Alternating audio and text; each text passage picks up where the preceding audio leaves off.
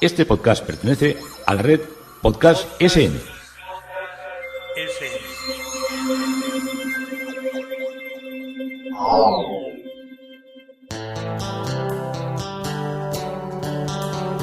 Historia con sentido.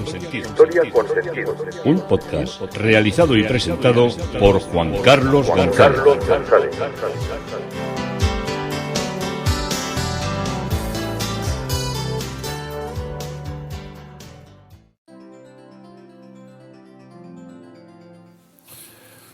Un saludo a cuantas personas se acercan a través de las redes sociales, de Facebook, de Twitter, de mi página web Historia con Sentido. Yo soy Juan Carlos González y un día más encantado de acercaros una parte de la historia. Hoy el tema propuesto es de Jaime I a Guillermo III. Hablamos de reyes. A veces estos nombres nos pueden dejar un poco en un impasse de comprensión. Pero cuando oigamos el podcast iremos entendiendo un poco más y poco a poco lo que fue la historia de Inglaterra y toda la relación que tiene con muchos personajes que vamos a vivir a lo largo de muchos podcasts y de muchos enclaves y de muchas situaciones que hay dentro de lo que es la realidad física y geográfica de Londres, por la cual andamos muchas veces.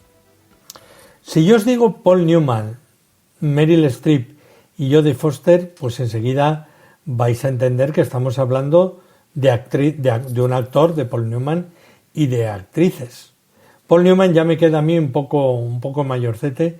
Meryl Streep no ha sido una de mis grandes devociones, pero Jodie Foster sí. Yo cuando vi El silencio de los corderos me marcó muchísimo y luego le he visto que ha sido una mujer a nivel humano también muy valiente a la hora de declarar la relación con su compañera y me ha parecido que era una mujer brillante. Pero os digo que no solo brillante por su interpretación como actriz, sino también brillante por toda una realidad de su vida que yo desconocía y que en un momento determinado me puse a buscar y a conocer. Bueno, estos tres actores, o el actor y las dos actrices, pues son alumnos destacables de la Universidad de Yale, de la que os empecé a hablar en uno de los podcasts anteriores. Indudablemente mis amigos, los de ahora, los que están recién licenciados licenciados en esa universidad, pues no están en el cuadro, en el elenco de maestros insignes. Ojalá algún día lo estén, no me importaría, porque méritos, tanto uno por sus cualidades humanas como otro por sus realidades relacionadas, voy a deciros, no os voy a dar demasiadas pistas, pero os voy a decir con el mundo médico y el otro con el mundo económico. Uno fue brillante uno ha sido brillante para los pocos años que tiene en el Monte Sinaí, en el Hospital Monte Sinaí de Nueva York, y el otro ha sido brillante, aunque este ya tiene más años, porque este se licenció ya de bastante talludito, por decirlo de alguna manera.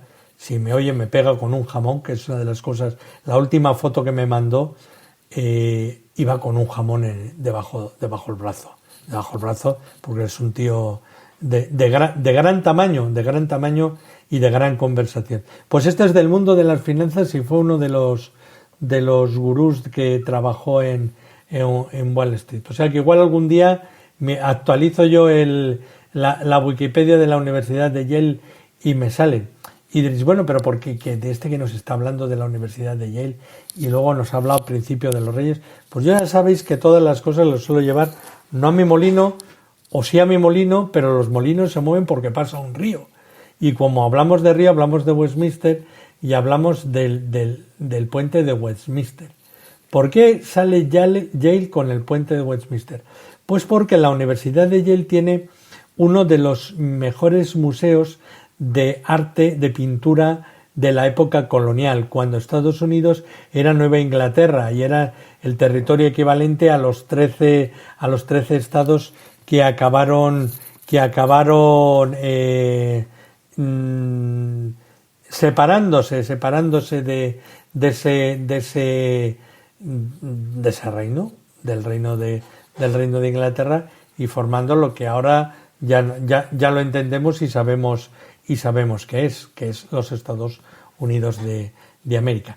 Y entre las pinturas que hay una pintura destacada de Canaletto, que es el puente de Westminster el día de la fiesta del Lord Mayor, del alcalde de Londres, que eso es una de las cosas, una de las fiestas que celebran allí con una gran intensidad, que recuerda en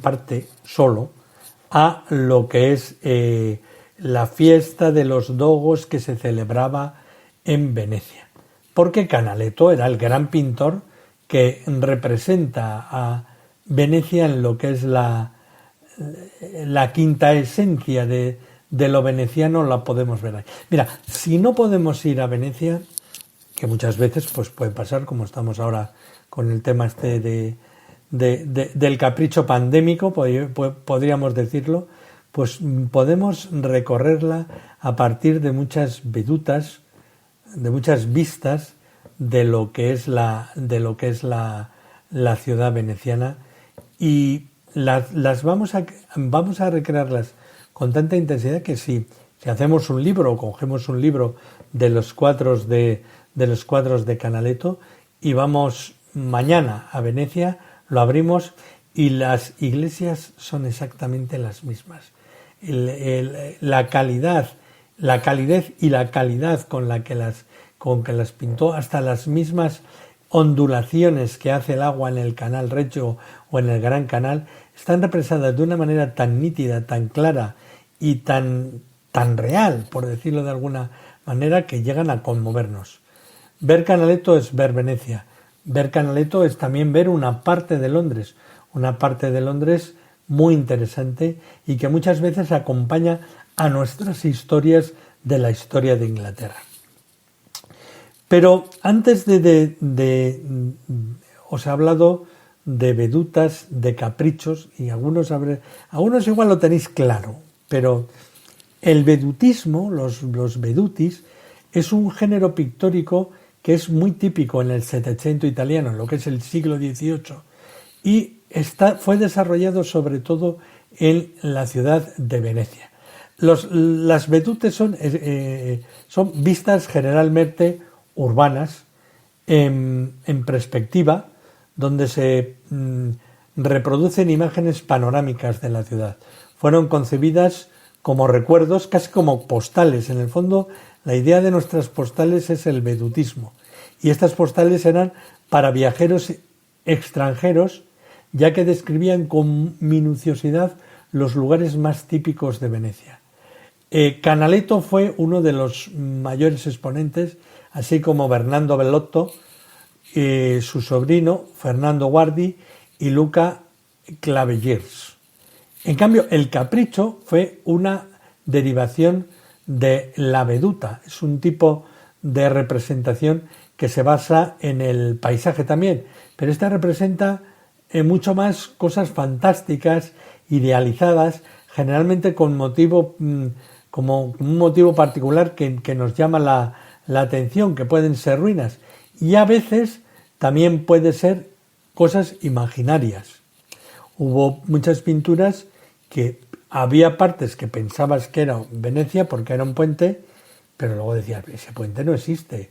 O un palacio que era demasiado grande para que estuviera dentro del Gran Canal y te dabas cuenta que era una recreación, una cosa que se había inventado el autor para desarrollar su arte. El puente de Westminster, que es el cuadro del que os hablo, fue un puente de piedra construido el primer puente, no el que vemos ahora, fue construido entre 1738 y 1750. Fue el segundo puente que se construyó para cruzar el río, rompiendo el monopolio que tenía hasta entonces el puente de Londres, y jugó un papel muy importante para la apertura al desarrollo sur de lo que era la ciudad.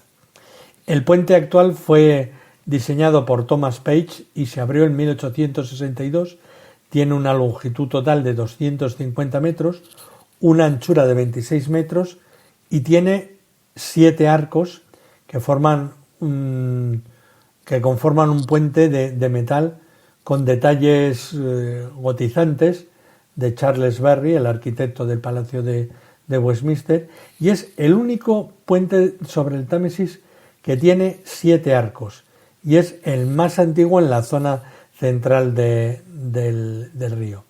Cuando fue construido tenía 2 vías de tren de 2 metros de anchura que en el año 1952 ya fueron eliminados.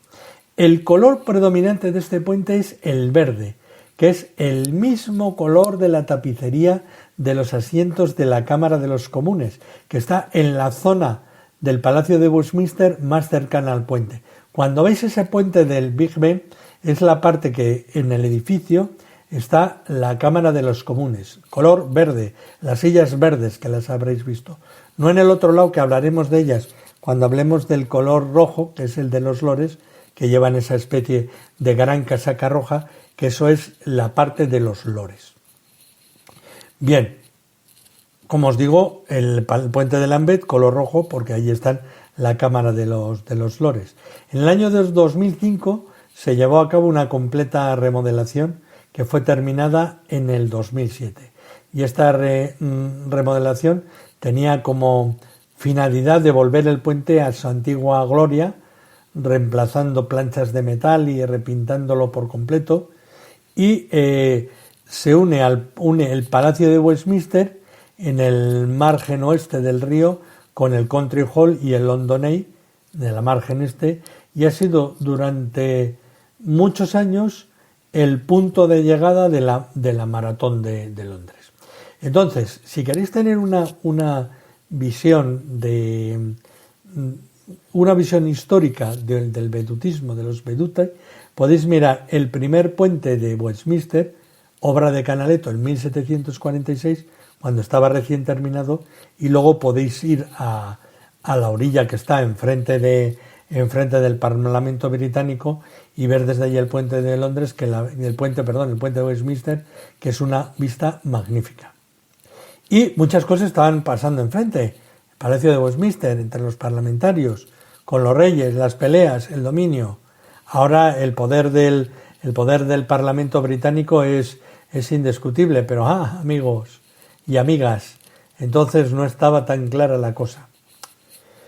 Bien, nos habíamos quedado con Jaime II y con aquellas veleidades con las que se traía con los franceses. Desafortunadamente, como sabéis, me acabé diciéndoos el último día para Jaime, cuando comenzaba su programa de acción, en Francia Luis XIV revocó el Edicto de Nantes, la legislación que había protegido los derechos de los protestantes franceses durante casi un siglo. Y la represión de las congregaciones de hugonotes inflamó a la opinión pública inglesa. Por tanto, el esfuerzo del rey en nombre de los católicos fue condenado ya desde el principio. Había esperado en vano que el Parlamento de 1685 derogase las leyes de prueba y se encerró a los miembros del Parlamento diputados con la esperanza de que aceptaran una derogación de toda legislación anticatólica, pero se enfrentó a reacciones estoicas no comprometidas que estaban enmascarando una ira real que tenían los que tenían ideología anglicana dentro del Parlamento. Además, su esfuerzo por forjar una alianza con disidentes resultó infructuoso. Cuando Jaime mostró el favor de William Penn y de los cuáqueros, sus principales ministros como Henry Day, conde de Clarendon, o Lawrence Hay, conde de Rochester, renunciaron. A estas alturas, el rey ya estaba en curso de colisión con los que tenían que ser sus partidarios naturales. El interés Tory estaba compuesto de un sólido apoyo a la Iglesia y al rey, y fue un error de James creer que apoyarían a uno sin el otro. Y en el año 1687 reeditó la Declaración de Indulgencia que suspendía las leyes penales contra los católicos y disidentes. Pero la situación ya había cambiado. Esta fue una medida temporal, ya que Jaime esperaba que el próximo Parlamento derogase el Código Penal en su totalidad. Para ello comenzó una investigación sistemática de los municipios parlamentarios, de los que aportaban parlamentarios al Parlamento, restringiendo la franquicia parlamentaria a los miembros de las corporaciones y luego nominando a esos mismos miembros, o sea, imponiendo un candidato en ellos.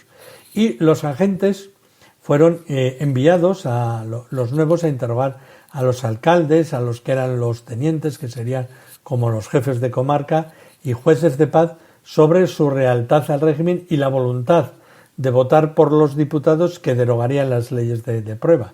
Pero la mayoría dio respuestas ambivalentes, pero aquellos que destacaron por su lealtad religiosa fueron purgados en sus lugares. James estaba siguiendo una política aún más agresivamente catolizadora que en sus reinos, poniendo el poder en Irlanda en manos de lo que era una mayoría católica por primera vez a lo largo de un siglo. Desastrosamente, cuando un parlamento irlandés se reunió, votó a favor del regreso de toda la tierra tomada de la nobleza y de la Iglesia durante un siglo, de hecho la mayoría de todas las tierras. Cuando llegó la Revolución fue especialmente, como vimos, sangrienta en Italia y vio una reducción a la mitad de la cantidad de tierra que estaba en poder de los católicos, y un nuevo y aún más severo código penal amenazaba la existencia misma del culto católico y hacía a la comunidad católica, y la dejaba, mejor dicho, a la merced de una excedencia protestante que también hay que reconocer que había sido vengativa con los católicos durante ya 200 años que habían pasado desde la llegada del anglicanismo. Esto le colocó en una situación endiablada. Pero vamos a profundizar un poco más en el personaje de Jaime II, también llamado Jaime II, que vivió entre 1644 y 1685, que había sido duque de York y duque de Albany. Y Jaime II fue el segundo hijo sobreviviente de Carlos I y de Henrietta María. Fue formalmente nombrado duque de York en enero de 1644 y durante las guerras civiles inglesas vivió en Oxford desde octubre de 1642 hasta que la ciudad se rindió en junio de 1646. Luego fue trasladado por orden del Parlamento al Palacio de St. James de Santiago, del que escapó a los Países Bajos en abril de 1648. Se reunió con su madre en Francia a principios de 1649 y se unió al ejército francés en 1652, donde sirvió durante 4 campañas bajo el gran general francés, el vizconde de Tournai, que elogió su coraje y su habilidad también. Cuando su hermano Carlos II concluyó una alianza con España contra Francia en 1656, cambió de bando a regañadientes y comandó el ala derecha del ejército español en la batalla de las Dunas en el junio de 1658. Y después de la restauración de su hermano Carlos II al trono inglés en 1660, James fue nombrado duque de Albany. Se convirtió en Lord Alto Almirante o Lord del Almirantazgo e hizo mucho por mantener la eficiencia y de mejorar la organización de la Marina, que era la clave de todo lo que era el poder británico. También mostró un interés considerable en las empresas coloniales y fue por iniciativa suya que Nueva Ámsterdam fuese rescatada de los holandeses en 1644 y renombrada como Nueva York en su honor, porque él era duque de York. Por eso la ciudad se debe a que se la quitan a los holandeses, que entonces Nueva York se llamaba Nueva Ámsterdam, y le cambiaron Ámsterdam por York. Comandó la flota en las campañas de apertura de la Segunda y Tercera Guerra Holandesa, y este iba a ser su último sabor de mando militar activo hasta el año 1688. En política fue un firme partidario del conde de Clarendon, de Edward Hyde, con cuya hija se casó en septiembre de 1660. Tanto antes como después del matrimonio tenía la reputación de ser tan libertino como su hermano. Pero en 1668 entre 1668 y 69 fue admitido en la Iglesia Católica Romana, aunque por insistencia de su hermano continuó con los sacramentos anglicanos hasta el año 1672 y asistió a los servicios de la Iglesia de Inglaterra hasta 1676.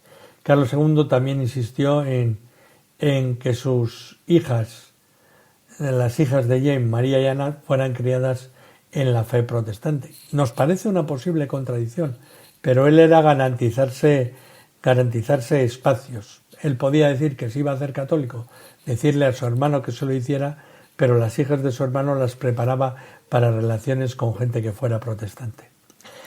La conversión de James, tuvo poco efecto en sus puntos de vista política, que ya estaban formados por su reverencia por su padre muerto y su estrecha asociación con el partido de la alta iglesia. James, de hecho, siempre fue más favorable a la iglesia anglicana que su hermano que se decía protestante, y acogió con beneplácito la perspectiva de que Inglaterra volviera a entrar en la guerra europea del lado de los irlandeses, y consintió el matrimonio de su hija mayor, María, con el protestante Guillermo de Orange en 1677.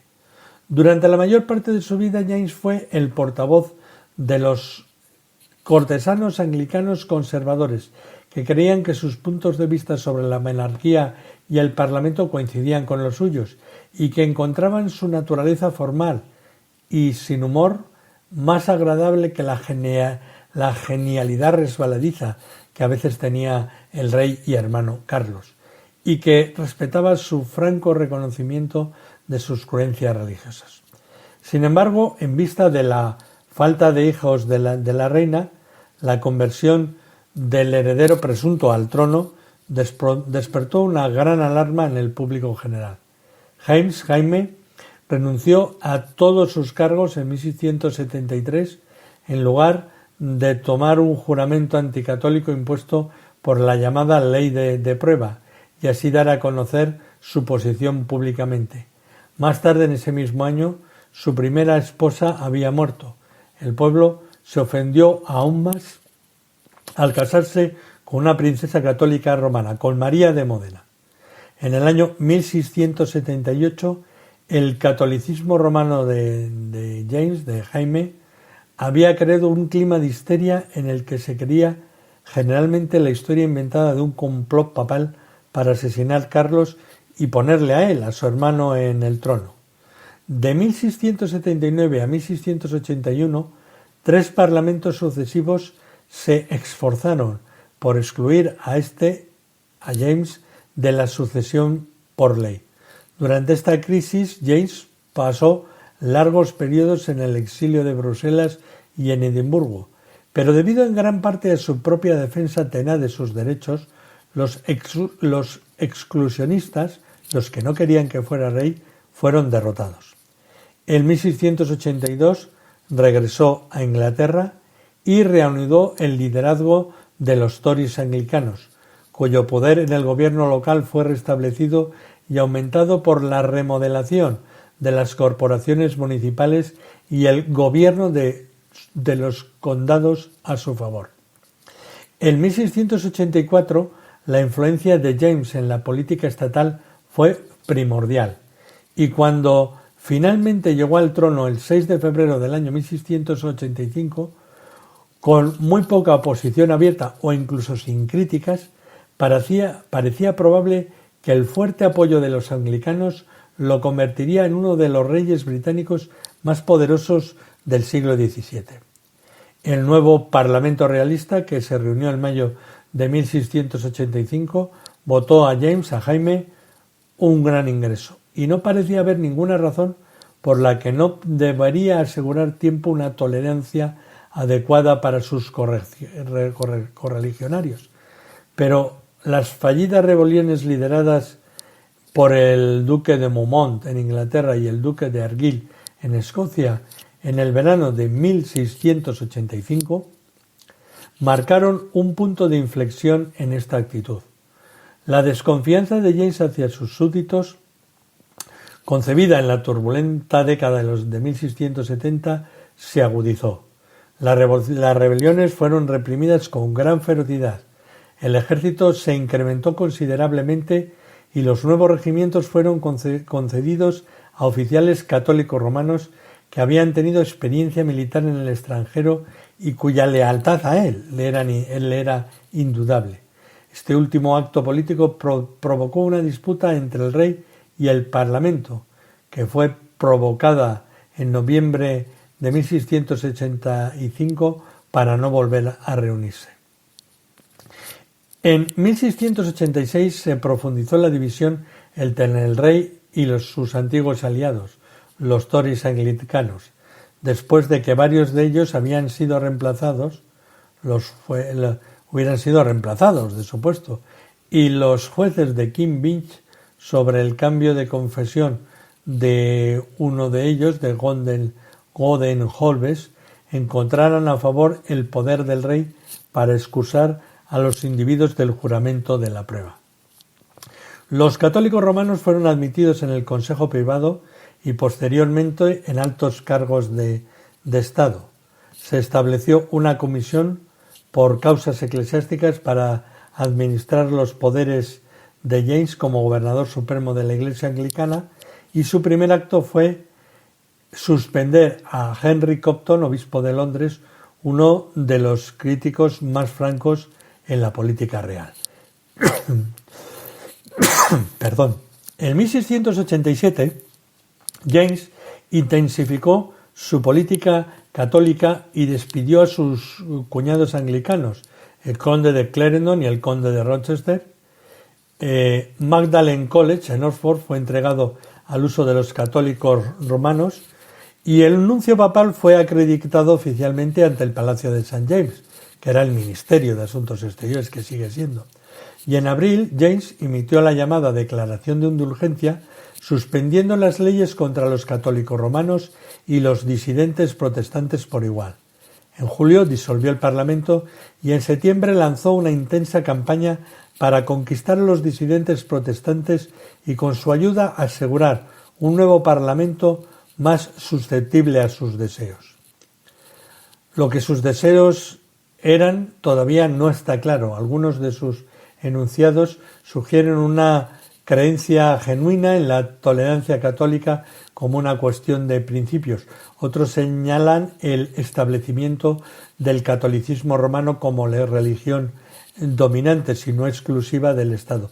Esta confusión puede reflejar el estado de la mente de James, que sin duda se deterioró en los años 1687-88, y algunas de sus afirmaciones, acusaciones y amenazas de este momento están al borde de la locura. La inesperada noticia de que la reina estaba embarazada en noviembre de 1687, estableciendo la posibilidad de una asociación católico-romana, tuvo un gran efecto en la mayoría de los protestantes, mientras que una remodelación generalizada de corporaciones municipales, de lugartenientes, de adjuntos y demás magistrados que él apartó quitándoles todo poder, enardeció a la mayoría de la nobleza, y la nobleza, cuyo poder político y social sufrió por ello y se enfrentó por ello. Desde la primavera de 1687, muchos líderes ingleses habían estado en contacto con Guillermo de Orange, el esposo de la que podríamos considerar, la que era presunta heredera Mary y el líder de la Europa protestante contra Luis XIV de Francia. Y la chispa fue desencadenada por el propio James cuando volvió a emitir la declaración de indulgencia el 27 de abril de 1688 y el 4 de mayo, en dos fechas, y que ordenó que se leyera en todas las iglesias. El arzobispo de Canterbury y 6 de sus obispos le pidieron a James la retirada de la orden. Su petición fue publicada posteriormente y James cometió el error de enjuiciar a sus autores por difamación sediciosa. Mientras tanto, el 10 de junio, en circunstancias misteriosas, la reina dio a luz a un hijo. El 30 de junio, los 7 obispos condenados fueron absueltos, una tremenda derrota para el gobierno, y ese mismo día 7 líderes ingleses enviaron una carta invitando a Guillermo de Orange a dirigir un ejército a Inglaterra y llamar a un parlamento libre para arbitrar sobre la legitimidad del príncipe de Gales. Para septiembre las intenciones de Guillermo eran obvias, pero James rechazó la oferta de asistencia de Luis XIV por temor a la reacción en Inglaterra. En cualquier caso, confiaba en la capacidad de sus fuerzas para repeler la invasión. Guillermo navegó al amparo de la guerra general que para entonces había estallado Europa, evadió la flota inglesa y desembarcó en Vixar en Tor el 5 de noviembre en 1688. En la campaña posterior, los oficiales protestantes de James desertaron al enemigo en cantidades tan grandes que no se atrevió a componer el ejército en batalla campal. Esto, junto a la deserción de su hija Anne, finalmente rompió con sus nervios. Intentó huir a Francia, pero fue interceptado en Caen. 12 días después, el 23 de diciembre, se le permitió escapar y el 12 de febrero de 1689 el Parlamento de la Convención declaró que Jaime había abdicado y al día siguiente ofreció la corona a Guillermo y a Mary. Y el Parlamento escocés hizo lo mismo en mayo. En marzo de 1689 James desembarcó en Irlanda y el Parlamento convocado a Dublín lo reconoció como rey, pero su ejército irlandés-francés fue derrotado por Guillermo en Bayonne el 11 de julio de 1690 y ya el rey regresó a Francia. Los generales de Guillermo reconquistaron Irlanda al año siguiente. En Irlanda James no había mostrado nada de su antigua habilidad militar y ahora se notaba que envejecía rápidamente, cayendo cada vez más bajo su influencia cayendo bajo la influencia de su esposa, que era muy de rezar y muy de oraciones. Y se sintió cada día más absorto en sus devociones y sus partidarios más agresivos pronto llegaron a considerarlo que todo esto era una gran irresponsabilidad para poder recuperar el trono que tenía. El Tratado de Régis entre Inglaterra y Francia eliminó en 1697 las últimas esperanzas de restauración. Y con este paso llegan Guillermo III de Inglaterra, un Orange, y la reina María, que la veremos en el siguiente episodio de Historia con Sentido, que toque este tema y que os lo cuenta, encantado de hacerlo como cada día, Juan Carlos González. Historia con Sentido, un día más, de Jaime II a Guillermo III.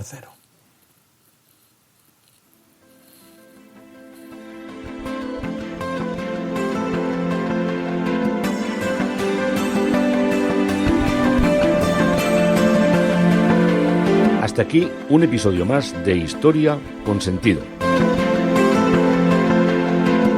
El podcast que te habla de historias de la historia, sucesos, eventos, como si el ayer fuera hoy.